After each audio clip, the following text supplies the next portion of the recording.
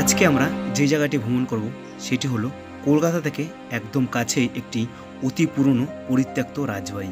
তো চলো এই জায়গাটির সম্পূর্ণ বিবরণ তোমাদের সামনে তুলে ধরব।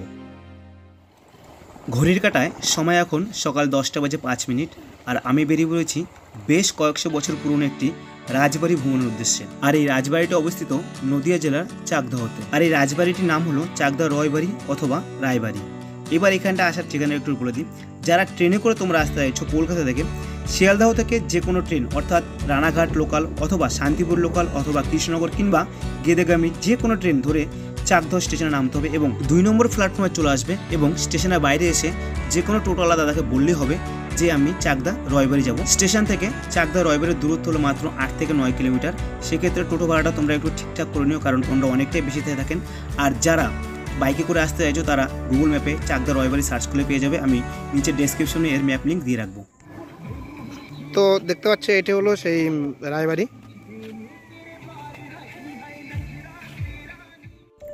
রাজবাড়ির এই পুরনো দেওয়ালগুলো দেখে বোঝা যাচ্ছে কিন্তু এই বাড়িটি বেশ কয়েকশো বছর পুরনো। আর রাজবাড়ির ঠিক পিছনে রয়েছে একটি পুকুর বা জলাশয়। শোনা যায় যে এই জলাশয়ে কিন্তু রাজবাড়ির ভিতরকার যত মানুষ ছিলেন তারা কিন্তু এইখানটায় স্নান করতেন। তবে বর্তমান সময়ে এখন এই পুকুরটি ব্যবহার করে থাকেন গ্রামের সকল মানুষেরা। আমরা প্রবেশ করছি রয়বাড়ির একদম মূল প্রবেশ গেটে এবং দেখো বাড়িটি হয়তো অনেক বছর পুরনো বা বেশ কয়েকশো বছর পুরনো, কিন্তু দেওয়ালে এখন গ্রামের মানুষেরা ঘুঁটে দিয়ে রেখেছে। হ্যালো গাইস, এটা হচ্ছে কয়েকশো বছরের পুরনো চাকদার রায়বাড়ি। আসলে সামনে ভিতরে আরো অনেক কিছু আছে, তোমাদের দেখানো যায়। আসো, এদিক দিয়ে আসো। তো ওই হচ্ছে মেন গেট, আর মেন গেট থেকে এখন আমরা এই ভিতরে প্রবেশ করলাম। এটা হচ্ছে টোটাল ভিতরে এরিয়াটা। টোটাল এরিয়াটাকে যদি লক্ষ্য করে দেখবে টোটাল 4টে কিন্তু বড় বড় ঘর রয়েছে এবং সেই ঘরের মধ্যে কিন্তু অনেকগুলো এরকম দরজা রয়েছে। আর এটি হলো মূল প্রবেশদ্বার, এখান থেকে সকল মানুষ যাওয়া আসা করতো। তো আমরা একটু উপরের দিকে যাব, চলো এবার ভিতরটা দেখাই। এর ভিতর বলতে উপরটা, উপরে যেই পোস্টারটা রয়েছে সেখানে যাবো আমরা। পাশে কিছু লোক এখানে বসত গড়ে তুলেছে, যেহেতু এখানে কেউ থাকে না তার জন্য ভিতরে এখানে ঘর অলরেডি কিছু একজন দম্পতি থাকে এখানে। তো চলো তোমাদের এবার আমরা ছাদে নিয়ে যাবো। ছাদ থেকে পুরো ভিউজটা খুব ভালো দেখা যায়। আমি একটু বলে দিই, আজকের ব্লগটিতে আমার ভাই কথা বলবে। পুরনো সিঁড়ি বেয়ে আমরা চলেছি ছাদের দিকে। এটা হচ্ছে সেই আদিম যুগের রাজবাড়ি। সিঁড়িগুলো যেমন হয় আর কি, একদম ছোট, একজনের বেশি এখান থেকে যাতায়াত করা অসম্ভব। তো আমরা এখন দেখেছি পুরো টপে। চাকদহের এই রয়বাড়ি বা রাজবাড়ির নাম রয়বাড়ি বা রায়বাড়ি হওয়ার কারণ হলো এই রাজারা ছিলেন পদবী রয়, যার জন্য এই রাজবাড়ির নাম হয়েছে রয়বাড়ি অথবা রায়বাড়ি। কিন্তু এই রাজার নাম সঠিক কেউ বলতে পারেন না, অনেকে অনেক রকম নাম বলেন, কারণ এর পূর্বপুরুষ বা এই রাজার পূর্বপুরুষরা কিন্তু কেউ এখন বেঁচে নেই।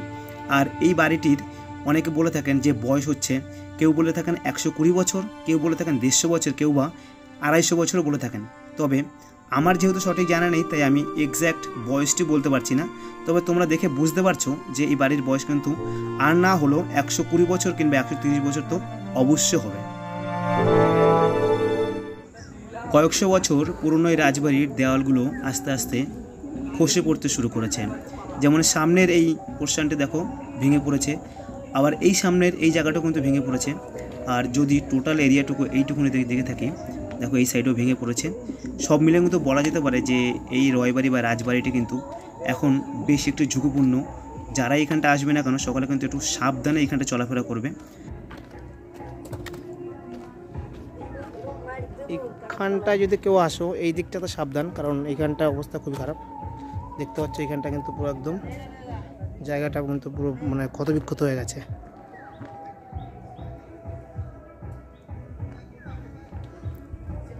যেতে হলে তোমাকে এই ডান দিক দিয়ে যেতে হবে, তো আমি যাবো না ওদিকে। বর্তমান সময়ে চারিদিকে যেখানটায় তাকাবে সেদিকটাই শুধু দেখবে ভাঙা আর ভাঙা, তাই খুবই সাবধানতার সঙ্গে কিন্তু এখানটা ভ্রমণ করতে হবে।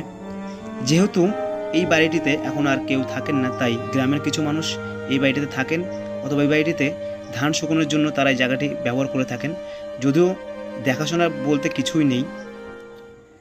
রাজবাড়ির ঠিক সামনে যে পুকুরটি আমরা নিচ থেকে দেখেছিলাম, উপর থেকে দেখতে কিন্তু সেটি আরও বেশি ভালো লাগে। তো নিচে গিয়ে কিন্তু কিছু ছবি তোলা যেতে পারে। মেনলি এই জায়গাটি এখন ব্যবহার করা হয় ফটোগ্রাফাররা যারা আসেন, তারা কিন্তু মেনলি এই জায়গাটি ফটোগ্রাফার হিসেবেই ব্যবহার করা হয়। কারণ ভালো একটি জায়গা শুটিংয়ের জন্য কিংবা ফটোগ্রাফির জন্য জায়গাটা কিন্তু খুবই ভালো, এইভাবে কিন্তু ব্যবহার করা যেতে পারে। এই মহলের প্রত্যেকটা কোনায় কোনায় আছে ছোট ছোট ক্ষুদ্র সিঁড়ি, যেমন তার মধ্যে এই একটা। চলো এই সিঁড়ি থেকে একটু নামি এবার, দেখি এখান থেকে নামা যায় কিনা, এখানটা থেকে যাওয়া যায় কিনা দেখি।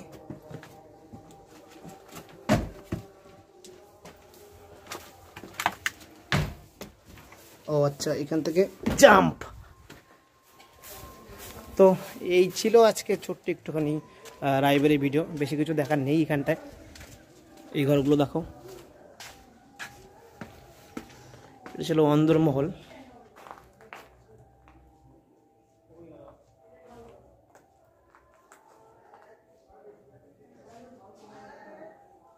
চলো এই ভিতরটা তো যাই। এখানটায় এখন আর দেখার কিছুই নেই। এখানটায় আশেপাশের ছেলেপেলেরা সব এখানটায় এসে আড্ডা মারে, দেখতে পাচ্ছ সব নিচে সেই মদের সব বোতলের বাক্স সব পড়ে রয়েছে।